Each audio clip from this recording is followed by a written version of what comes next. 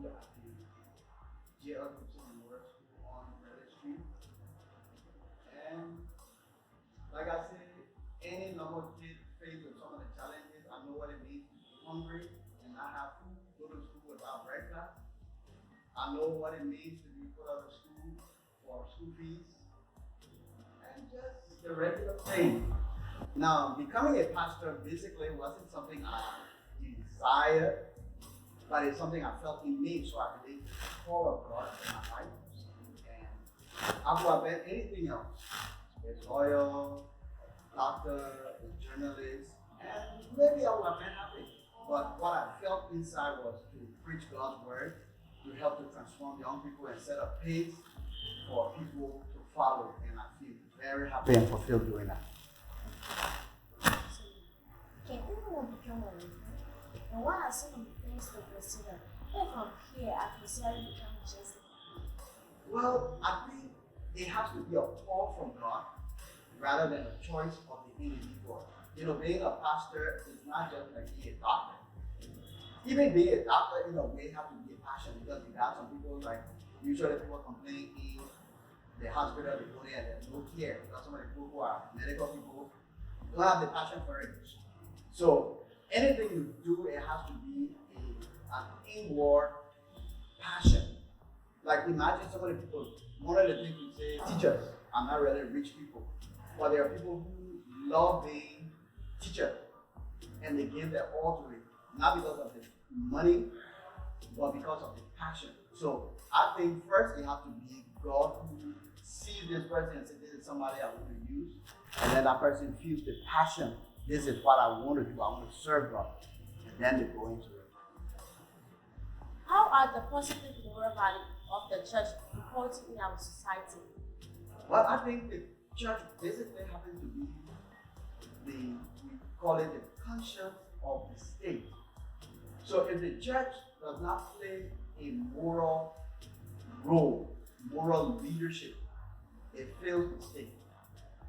And I think the church, being that mind of the country, has to set a higher standard.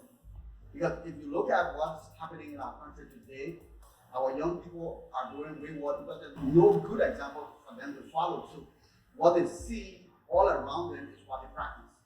But if the church begins to set a moral standard, moral example, and families of the church begin to inculcate that into the children, you will gradually see a shift in the paradigm of how things are to be done. But today, the world seems to control the church. The world seems to set the pace. So today, there are a lot of things that are happening in and around the church, in the community, and it's filtering the church. And that should be the other way around. If you read the New Testament in the book of Acts, it says the church, it's the disciples that Jesus left here, they went into the world and turned the world upside down. And I like to say the right side up because we live in an upside down world. So they went and turned the world upside down.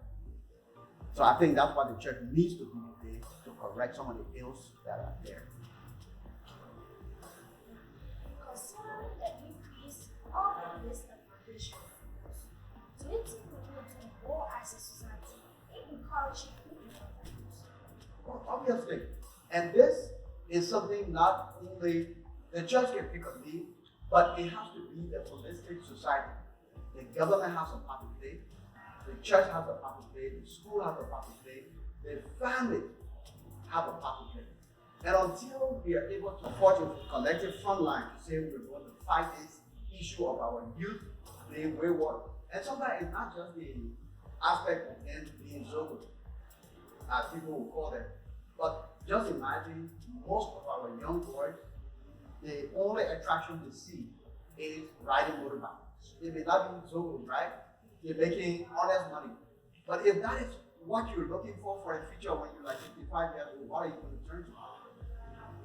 You see? So there has to be a shift in the way we think, the way we operate. It's not leading us in the direction we want to be as a people, as a nation. So until the government begins to set the pace in, because I think as a government, you got the the entire country under your control. As a church, you may have a community. You can go out and spread yourself wide. As a school, everybody work within the space. This is where I have. So even for school that 200 students, that's their space to operate and raise standards, set targets, change lives. And I think families say, I got a family of 5, I got a family of 2, begin to inculcate those changes that you pray for. Like, you're not going to change one day we wake up from sleep and like you're a different thing. You will have to take the step to do it. Do you think the religious bodies need to contribute more in the education and upbringing of the children? Yes, but let's not just depend on, because face it, even the Christian schools, church schools, are being contaminated. So if we don't change what we should change, we will have the Christian schools, but those schools will not offer the kind of change we want. So it is not just what we call Christian schools, church schools. Church schools are putting kids up for drugs. So we've got to create the necessary change, and that has to be something that we're speaking widely about. The older ones have to set the example, have to expose people who are doing drugs in their community and their surroundings. But sometimes the way we live, they're not my business, but our children are friends to those people who are doing it. So our children are not far, even if they are not doing it, they're not far from being contaminated. So until as a people, whether we're Christian, whether we're Muslim, we have to raise a standard that will create a better future for our children. If we just sit down and allow things to unfold and happen in the community, we will lose a whole generation.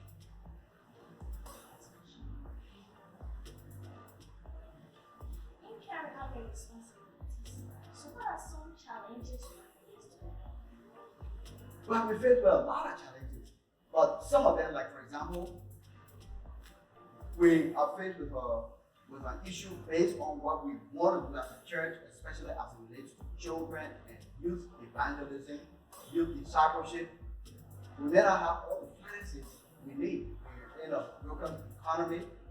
We want our kids to be trained. We want them to go on camp.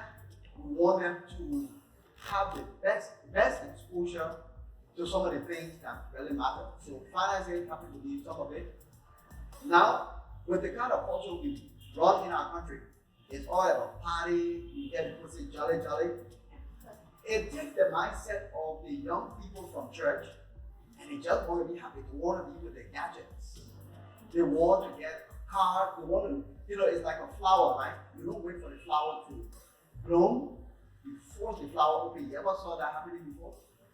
Nobody can force the flower open. It takes its time to open, and when it gets open, it's beautiful. And that's how the young people's lives should unfold, within the time and season for their beauty.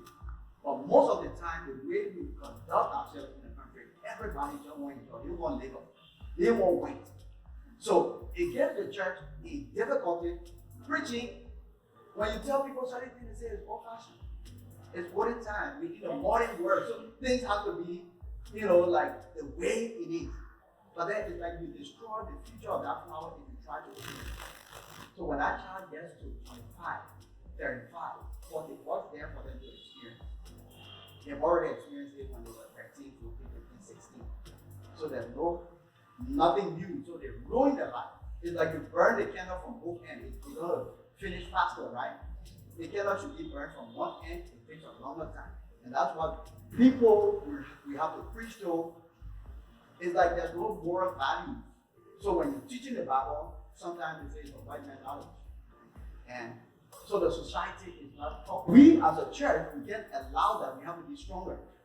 Regardless of finances, regardless of what culture, that we have to evade.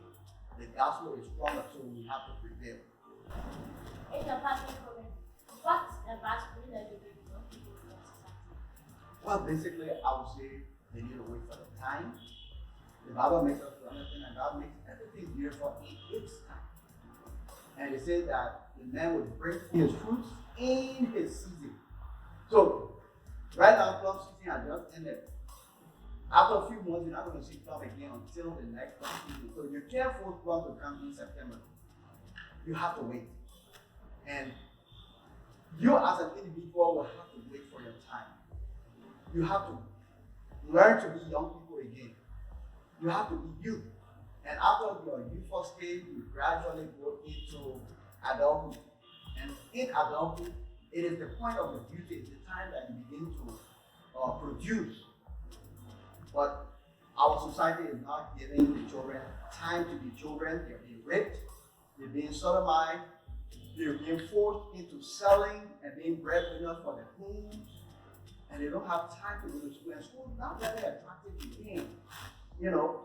And even sometimes you get to see that the people who are in school, maybe they're there because their parents say, maybe they're there because other people in school, but the real issue of school, to educate, to transform the mind, is not really happening. So they get taught to pride, and all those things are ruining the future of our young people. And by that, it ruins the future of the country. So you get to look at Liberia in the next 20 years. You ask, who are the leaders? We're not producing leaders. You know, who are going to be the leaders? Is it the same jolly people we have inculcated, you know, this mindset, this culture of corruption? It's good to be corrupt and be honest. You know, that's the mindset we gave. So when we are old, we are up in the stage, and you all have come there. The question is, are we putting the same thing that we're in up in you?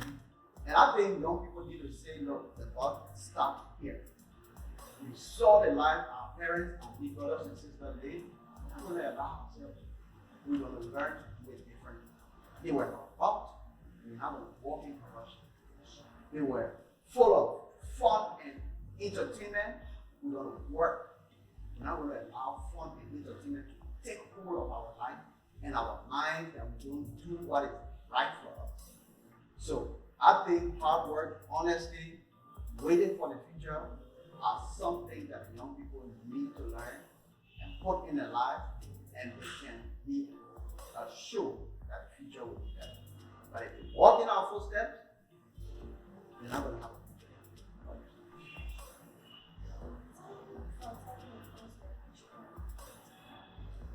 It was a pleasure talking with you. I really enjoyed it.